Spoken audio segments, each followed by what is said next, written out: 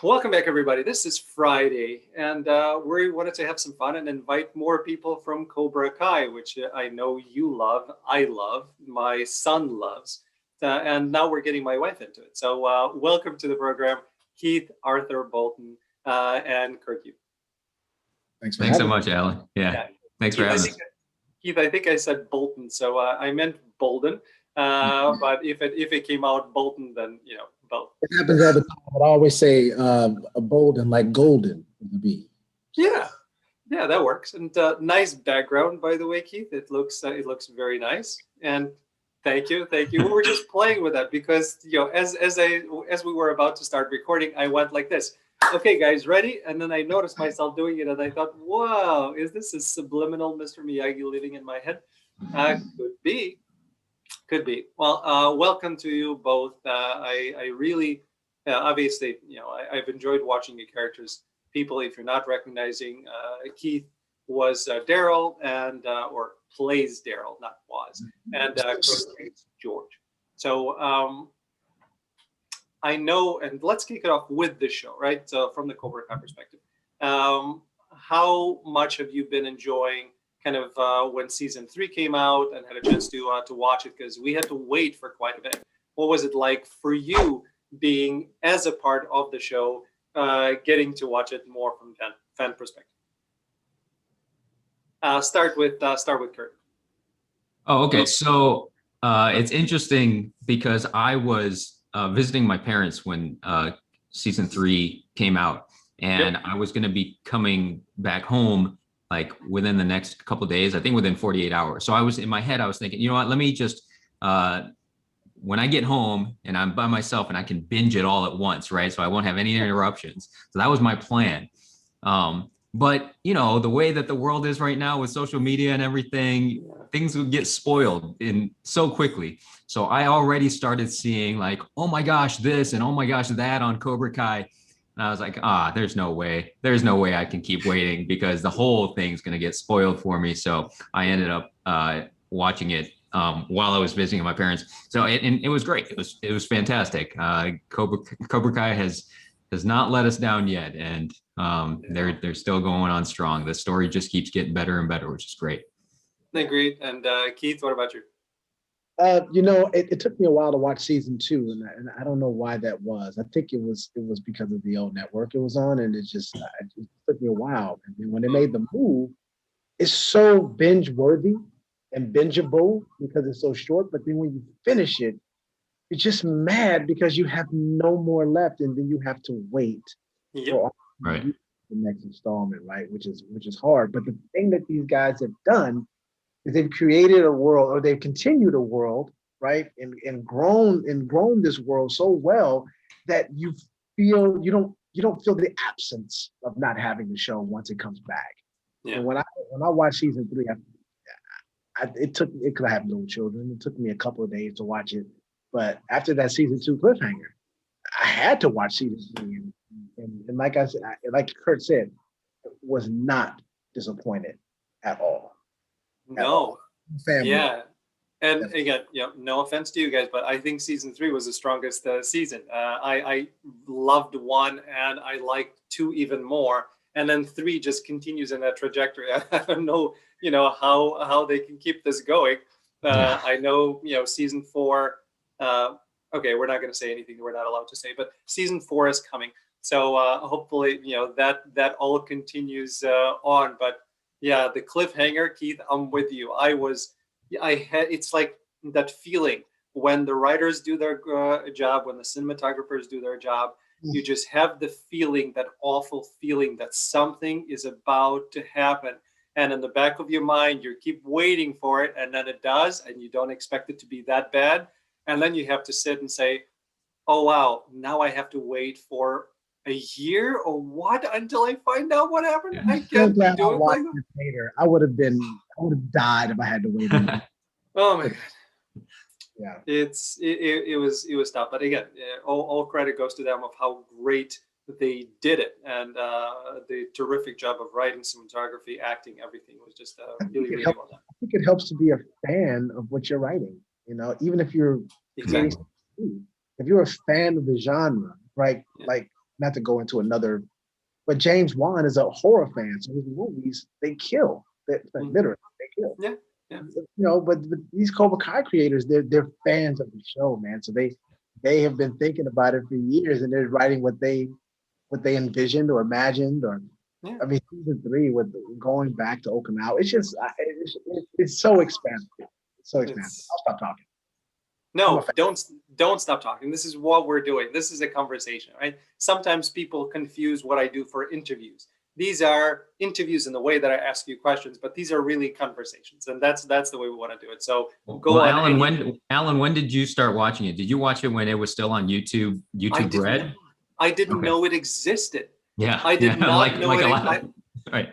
Right. I'm in that boat where I didn't know it existed until it showed up on Netflix, and then I was hesitant to start watching it because I had such kind of great feelings growing up about Karate Kid, and I didn't want them to be ruined. And then I very, very cautiously started watching, but pretty much in like 5 minutes into season 1, I was like, okay, I'm done. This is great. I'm moving on. And then I blew right through 1 and 2, and then sat there like everybody else waiting for season 3 to come out. Yeah, I think the brilliance of it too is that it centers, especially the first season, around Billy, right? It centers around him, and it's a character that you love, you hated, and now you see that you humanize him, and he's a guy with these problems, and he never got over the thing in high school, right? I think that's the brilliance of it. Is you're seeing another side to somebody that you really hated for your entire. Which even the bully has a reason, right? And they're doing that same thing with John Kreese now with season 3. It's fantastic. I never thought I would like Kreese, and I started to feel a little something in the beginning of 3, and then it just took off. I'm like, oh wow. Okay, I still really don't like what you ended up being, but I get it. And maybe there's a redeeming thing in there somewhere, and they're gonna get to it in 4, 5, or 6. We'll see. But how amazing for those actors, right? Yeah. To be identified with these villains their entire career, and then have a chance 30 years later to go and give them a backstory. Yeah. That is genius. Right, this thing could go on forever, really. And I hope it does. Could. Yeah, it absolutely could. I mean, they could turn this into movies, right? With the current young cast, where once they become older, they could do the same thing. I mean, it's amazing how they've created this. Me and George, you're gonna start telling stories about me and George. Maybe we could all spend right. Right. Why not? Why not? Hey, listen, I was actually, Keith, I was thinking about you a little bit before, because there was, on YouTube, there are a whole bunch of videos, and I'm a martial arts guy. So I watch these videos, and there's a video of, a tournament happening, and the referee basically gets ticked off, and the referee just, knocks out one of the guys. I'm like, wait a second. So, Keith is there announcing it, and Daryl is there announcing it. We would like to see if Daryl, can actually jump in there and do some stuff. So these are the types of things that are all available and open if they choose to do it. Unfortunately, they only have 10 episodes per season, which I still don't like. And I wish they had more runway to play with stuff, but we'll see. I think about binging too. I'm sorry, Kurt. That's the thing about binging too, man. Is like I appreciate that I can watch things at my fingertips when I want to. But there's something about the anticipation of waiting week to week as shows roll out, the anticipation of it, right? That also helps build the audience. I think Netflix acquiring this show was brilliant for them. I think it surpassed anybody's expectation. Definitely mine. I was just like, oh cool, we're going to Netflix. I start seeing posters and posts like, what? This is blown up. Okay, great. I'm here for it. Yeah. Kurt, I'm sorry we interrupted you. Go ahead. Oh, yeah, I forgot what I was going to say. No worries. But yeah, I remember now. It was back to your point about seeing if we were going to see Keith go in there and show some of his karate skills. I think we had talked about that when we first met on set, our very first time for the, I think in episode 107 for our first committee meeting that was shown. I think the four of us had kind of chatted about, we're All Valley committee members, but were we also karate practitioners? I mean, it would have made sense, right? If we were. So I think we all got some moves in us at some point. If the writers ever want to show them off. We have a special guest joining us, Kylie Del Rey, who plays Judy. Hi. Welcome. Thank you. Yeah, we needed that, right? We have three guys. We needed a much more balanced approach to the show. Not only now we have four squares, but we have nice symmetry to things. So I like it. Well, we were just kind of chatting and trying to figure out, in the show, if Keith's character and Keith's character and Kurt's character, this is not actually easy to say, would jump in and participate in any of the karate tournaments at any point. So Kylie, was there ever a point where Judy, wanted to kind of punch Zabka for hanging the TV in the wrong place and showing us some of your moves? Sure. Maybe like the second season when I came back at the bar. Yep. Yeah. I don't know if I could have done it in that dress, but I would have tried, kick. Why not? It could have worked. We're thinking of what can be done for seasons 4 and 5. Yes. And, so now I have lots of ideas, and people I talk to have ideas as well. So I always like hearing that, like what people think should happen. Yeah, well, see, actually, that part got me in trouble because I was reading up all of the different ideas that people had of what's going to happen in season 3. And then going into season 3, I started expecting some of them to happen. Thankfully, they didn't because it was much better written than the ideas that I heard. But it almost took me a little bit away from watching into the expectation. Right. So for season 4, I am not going to watch any of the wonderful YouTube videos of all the fans deciding what they think is going to happen. Oh, that's funny. Yeah. I just want to watch. I don't want any anticipatory things there. Right. So, good idea. That said, we can talk about the things that you would like to see on the show. Kylie, let's start with you. What would you like to see, in season 4 and 5 and 6? And I don't know if I'm allowed to keep saying this, but no one has shut me up yet. But Daniel's first girlfriend from New Jersey is named Judy. So my little fantasy is that I'm taking karate lessons from Johnny, and we're on the mats, and then Daniel walks in and it's like, Judy. I'm like, Daniel, what are you doing here? But that Johnny and I have chemistry or something is, and then Daniel's like, why do you have to hit on all my ex-girlfriends? And blah, blah. So that's my idea. Or somehow taking lessons from him, or somehow get that, because everybody's like, you guys have such great chemistry together. It's too bad you don't, you didn't have a longer scene, or you're not here still. And I actually booked originally his ex-girlfriend. Yeah. So the guys kind of know me really well, and I went to the premiere in New York, and so and he's the nicest guy in the world and so easy to work with. So of course I'd love to come back, and I'd like to be it more, but I don't know what you can really expect from Judy at this point. Some people are like, oh, it doesn't make sense for her to come back, but most people want us to get together.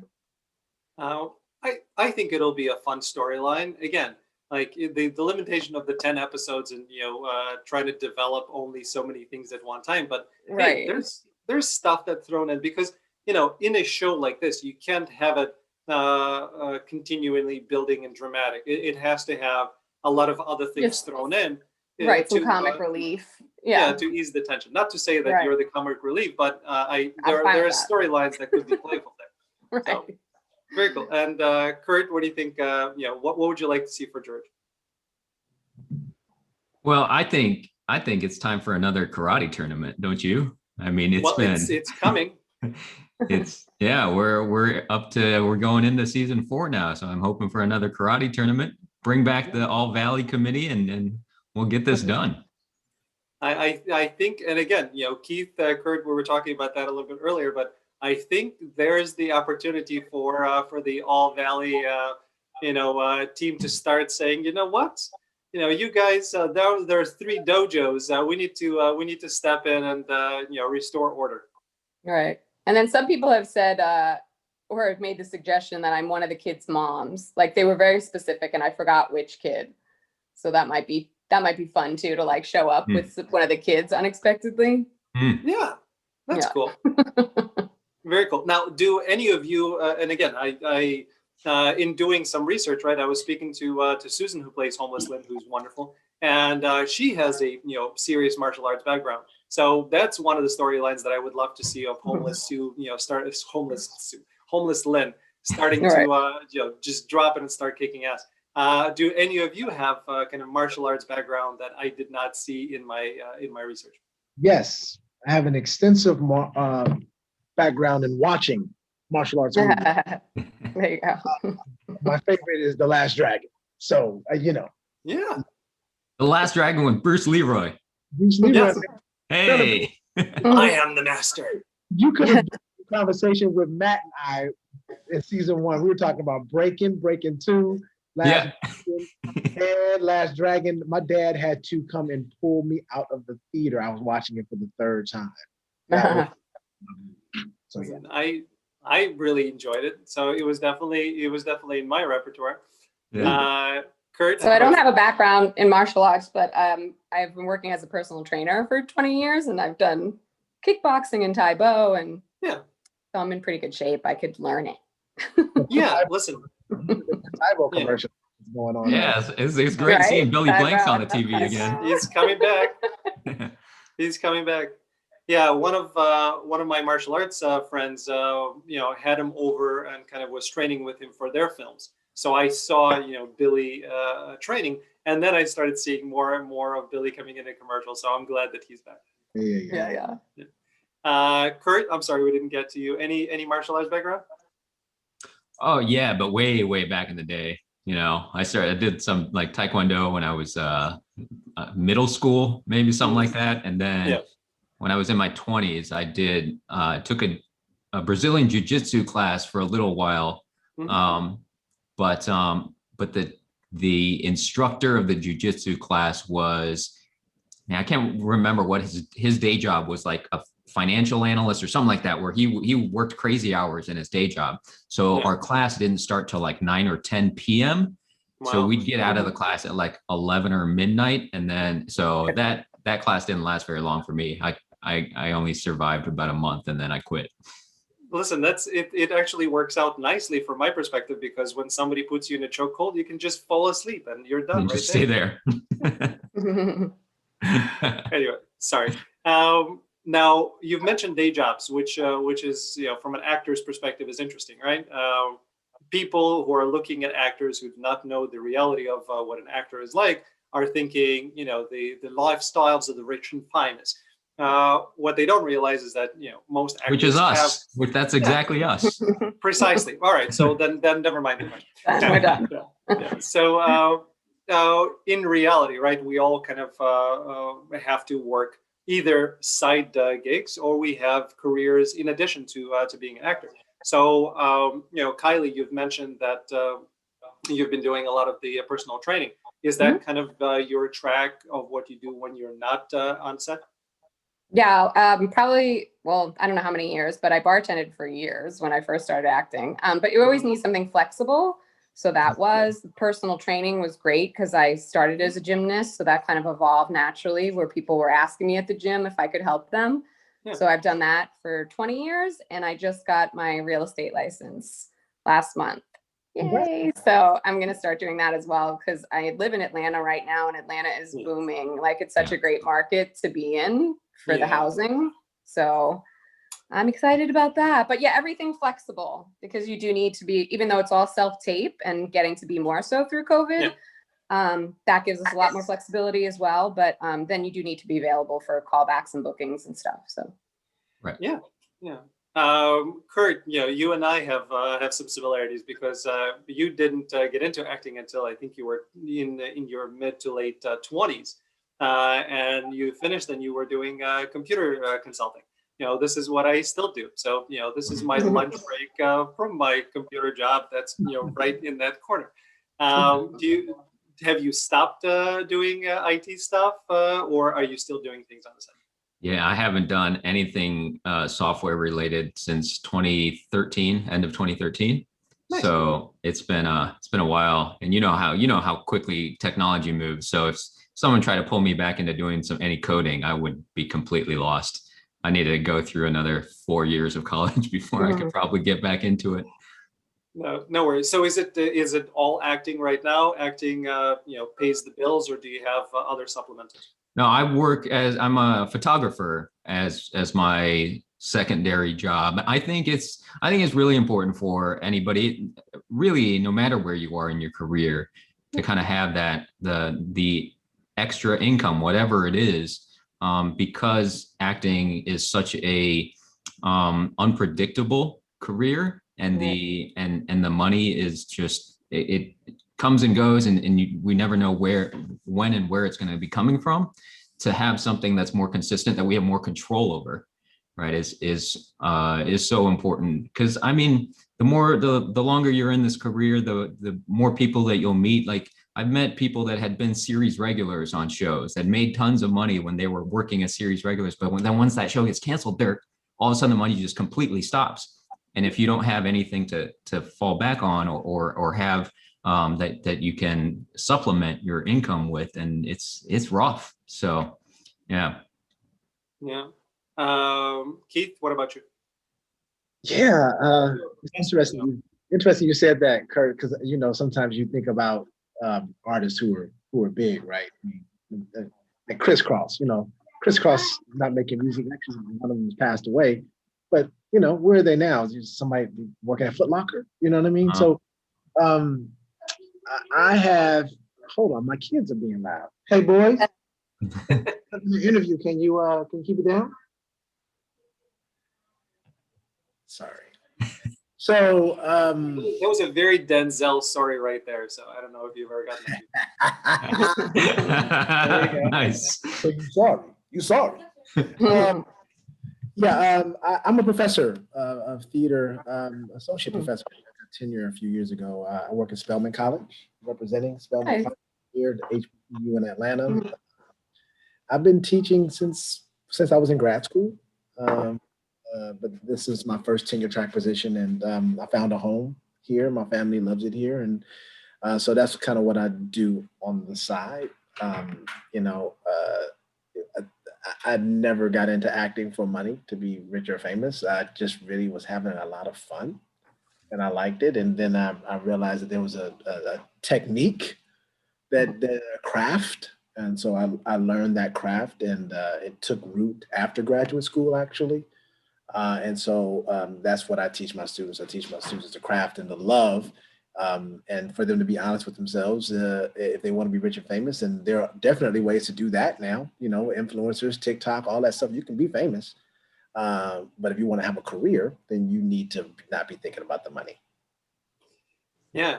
And that's why having another kind of source of income, at least what I found, is it took me out of the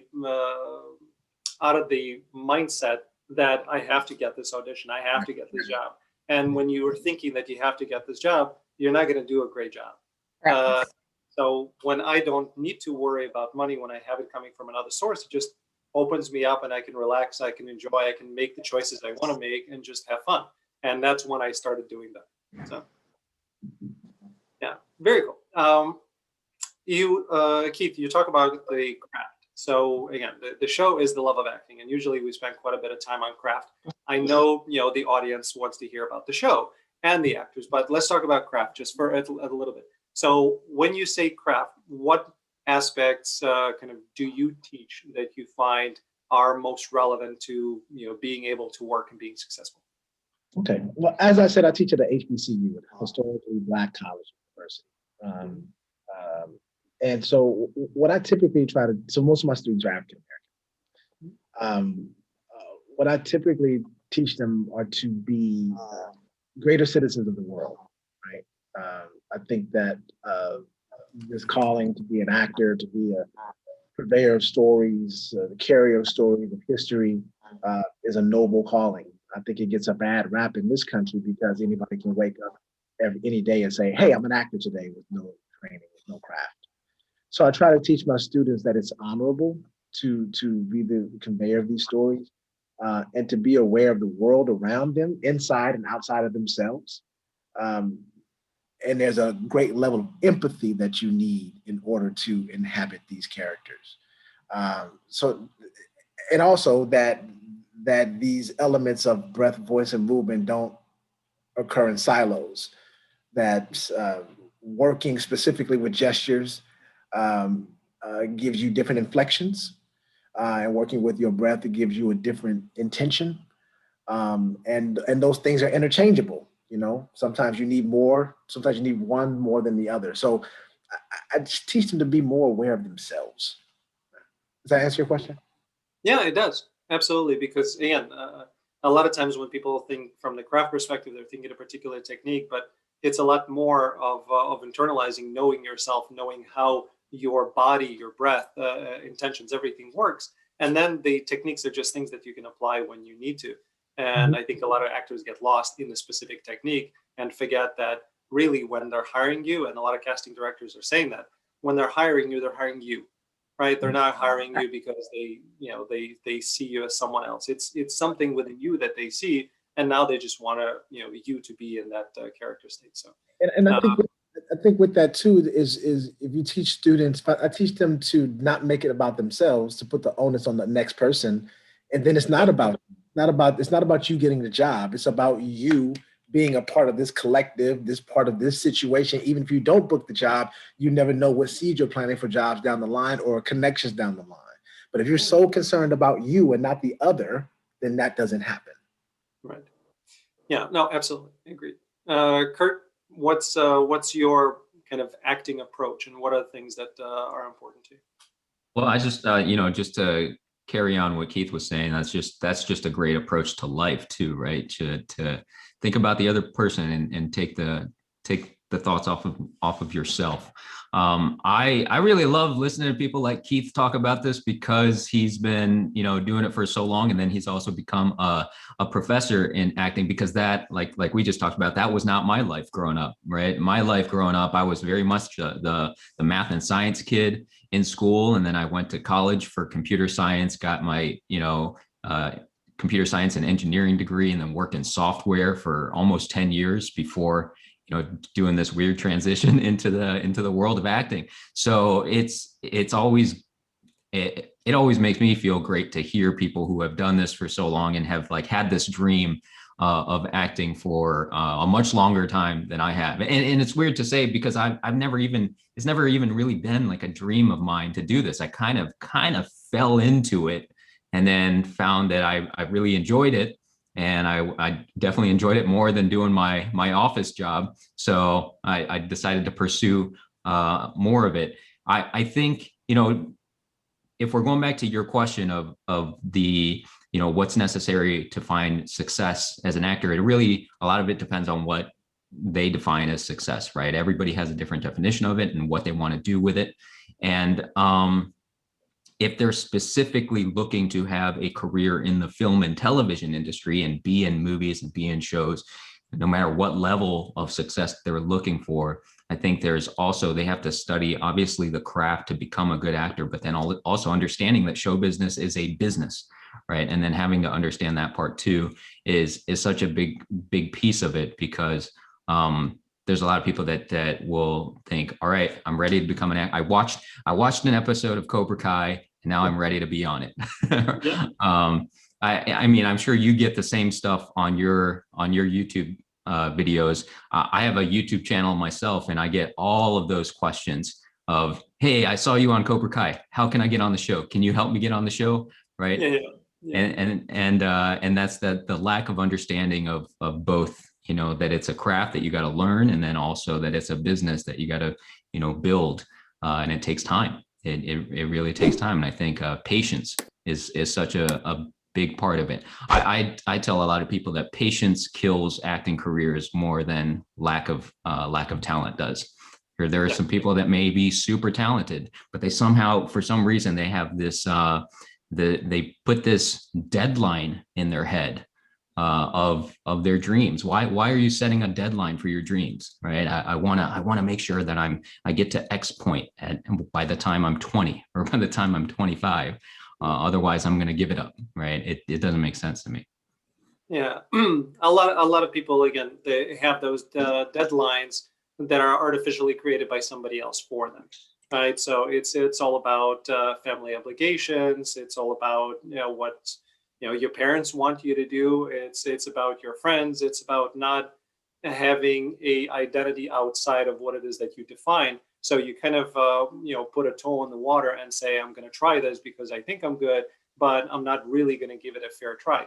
To me, and no offense to anybody that does this, but to me, this is akin to, instead of getting married, it's the moving in part and kind of trusting it out and seeing. And to me, from a psychological perspective, it doesn't have the right intention. Either you're going to get married, you're going to try to work things out, and if it doesn't work, it doesn't work.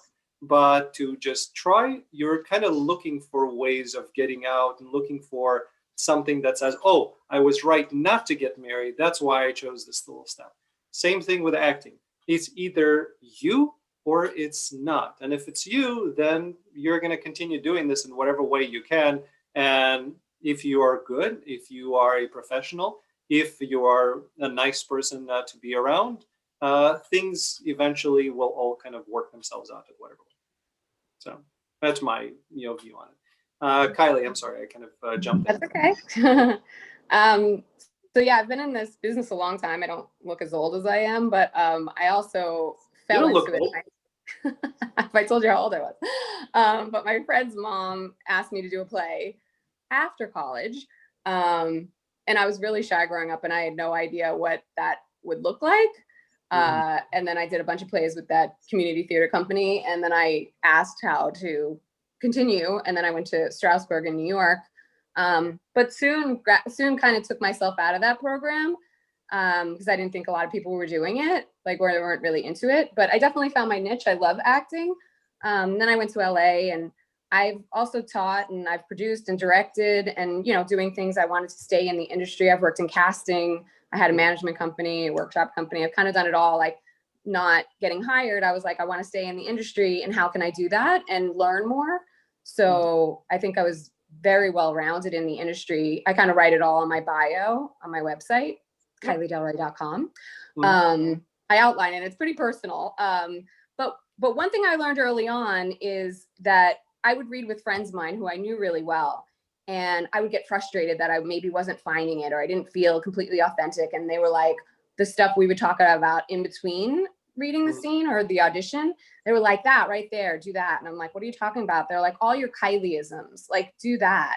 And then you just get, I feel like with experience, you just get more confident that you're enough, that I'm entertaining enough, right? That I can bring myself to the roles. And I've had casting directors say, this is not how we were going with this role, but you totally know yourself. And I've gotten cast like maybe out of the box.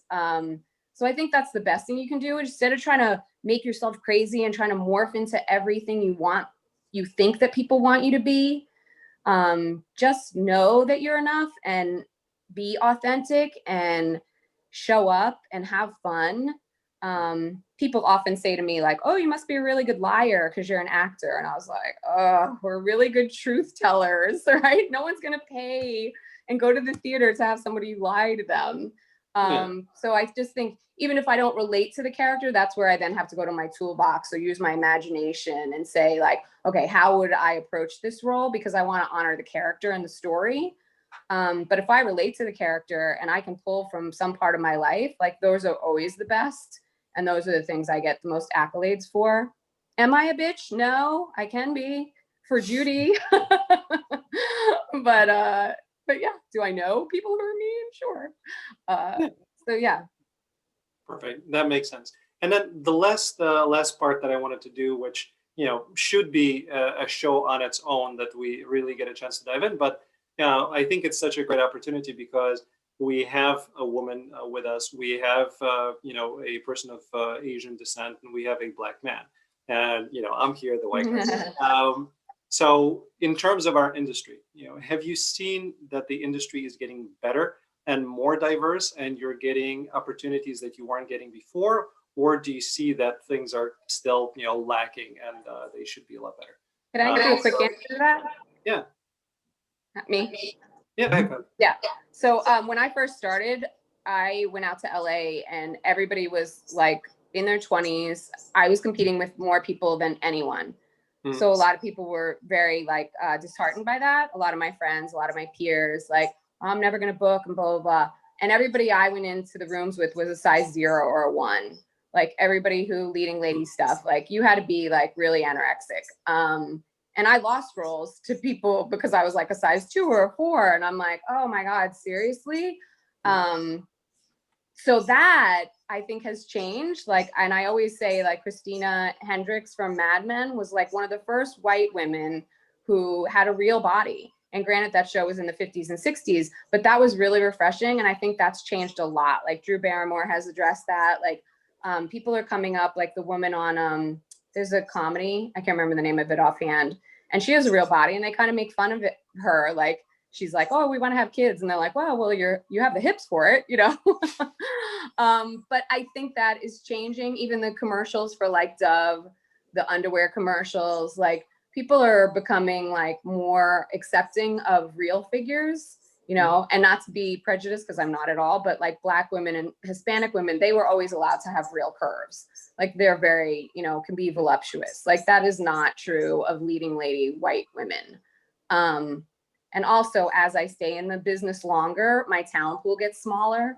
So I'm not competing with everybody who's starting out and women in their 20s anymore. So that also helps. And and if you can write, I think everybody should write. If you can write a vehicle, like write your story, write something. Yeah. So. I agree. Thank you, Kylie. Kurt, especially with, again, not to throw more 2020 stuff on it, but with the anti-Asian sentiment and a lot of the stuff that's happening around the country due to things and certain people who should keep their mouth shut. So, like, have you seen? I guess 2-part question. Have you seen the anti-Asian sentiment where you are in Atlanta? And then have you? What do you think in terms of the industry? Moving into more opportunities that are not stereotypical for men of Asian descent? I really haven't seen it personally because I've stayed at home. I haven't really been going anywhere other than going grocery shopping. But as far as the industry goes, it's hard to answer that question for me because I still feel like I'm relatively new to the industry itself. I started out in Cleveland about 12 years ago. But I've only been in Atlanta for about 4.5, 5 years. So so as far as really pursuing a film and television career has been only in the past 4 to 5 years. So it's hard to say like if I've seen any differences in opportunities because it's been such a short period of time. But I will say I've had some people ask me about like representation for Asian American actors before. And I think when I think this happens to a lot of people is that we may not necessarily think about those things so much as we're just trying to pursue our careers, because especially as kind of like quote unquote middle class actors, we're just trying to get that next job, right? We're not necessarily, we're not at the point where we can pick our roles and turn down roles and say, I want to take this role because it's really going to advance the Asian American experience here in the United States or whatever.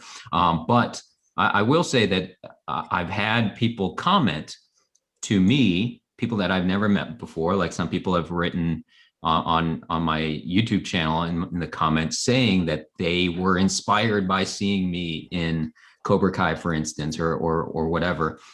Because they are of Asian descent. So it wasn't something that I set out to do, right? But it does feel good to know that, whatever small part that I've played, I may have inspired some young actor who may have never thought that this could have been a career path for them going forward. So yeah. That's great. Very, very happy to hear that. Stay safe. Yeah, Keith, again, kind of all to you, and we don't have to even mention what happened in 2020. No, we don't. I just saw it again this morning. So, yeah. So, yeah, definitely. I think a lot of it is, I've been doing this a long time, I've been a fan of television and film for longer than I knew I wanted to be an actor. Um, I think that there are more opportunities and platforms for content, right? So people are looking to fill. It all can't be just TVs of white people because that's not what the world looks like. Right. And so they're looking for different stories to tell. And I know that there's a fear from a lot of white actors that they're being snuffed out. But if you look at it, it's just that there's more content being offered. Yeah. We don't have 3 or 4 networks anymore. We have, National Geographic has shows. Mhm. For Christ's sake, so there are just so many different platforms that people can be seen on. I think that people like Sterling K. Brown and his wife, Ryan Bethea, kind of anchoring This Is Us from his perspective. I mean, it's the strongest storyline in the show, but that doesn't take away from anybody else and what they bring to that ensemble. Mm-hmm. It's the strongest storyline because of the history of Black people in this country and the trauma that we've suffered. Yeah. And so you get to see trauma, not post-traumatic slave syndrome, right? Mm-hmm. You get to see somebody who's dealing with trauma of being abandoned, right? And looking for joy. And I think that I'm going to go on a little soapbox here. I had an epiphany over this pandemic, this quarantine, that every character is searching for joy, whatever that joy means for them. Hannibal Lecter is searching for joy, the thing that brings him joy. And I think that in this country, people are so afraid of, because our Black joy looks different than everybody else's joy, right? Our joy is loud, our joy is celebratory, and it could be scary to some people. So when they see it, they want to stop it before it escalates to the thing that they think is scary. So they stop the joy, and by stopping the joy, they are enforcing trauma. No, you can't be happy here. Go across. No, you have to go home. But I'm just hanging with my friends. You have to go home, and then it escalates to something else, and now there's trauma. So I think that if we give everyone space to search for their joy, find their joy, everybody will be more happy. And then we see people actually celebrating what that joy looks like. I'm sure the way Kurt and Kylie's people celebrate is way different than the way my people celebrate. But I don't know. We're pretty loud and big too. Well, my folks not. I am. But I think that's part of the empath in me. It's feeling what people feel, and it's a big part of being an artist. I need to hang out with Kylie since she loud. Yeah. It's you're right, and everybody is different. Again, my heritage is Jewish, so the Russian Jews, when we get together, it's a lot of very, very loud. It's music. Like when people go to our celebrations, they don't understand why everybody has to stand up and give a toast, because it's not a normal thing for them. It's a normal thing for us. I started literally. I'm a poet, and this is my soapbox. I'm going to make it very, very short. I love people and how eloquent they are, but if it doesn't rhyme, let's call it something else. It's poetry when you can be eloquent, when it rhymes. When it doesn't rhyme, it's beautiful, but it's not poetry. So that's my thing of coming from Europe and then going to the United States, and then everybody's a poet. I'm like, okay. Anyway, so I started writing poetry literally because being a child and being at the celebrations and seeing all of my dad's friends get up and read these beautiful poetic toasts, I wanted to do that. So the searching for joy is the right thing to say, because everybody searches in their own ways. So I wish everybody would have that opportunity and just be joyful. I think our world would be a lot better off for it. So. Correct. Anyway. I know we're kind of running short on time. I would love to talk to you all individually further about all of these things, and you're always welcome. Thank you so much for jumping on. Thank you, Kylie. Thank you, Kurt. Thank you. Thank you, Yeah, Keith. sorry I was late again. Yeah, couldn't figure it out. Listen, but yeah. you were not late. You were a welcome addition. So thank you. You're welcome. Thanks, And, Alan. Really appreciate it. Thanks, guys, and thanks to everybody for tuning in. We know you love Cobra Kai as much as we do. We know you're fans, and I hope you enjoyed this as much as I did just talking to you guys. Thank you. Cool. Thanks.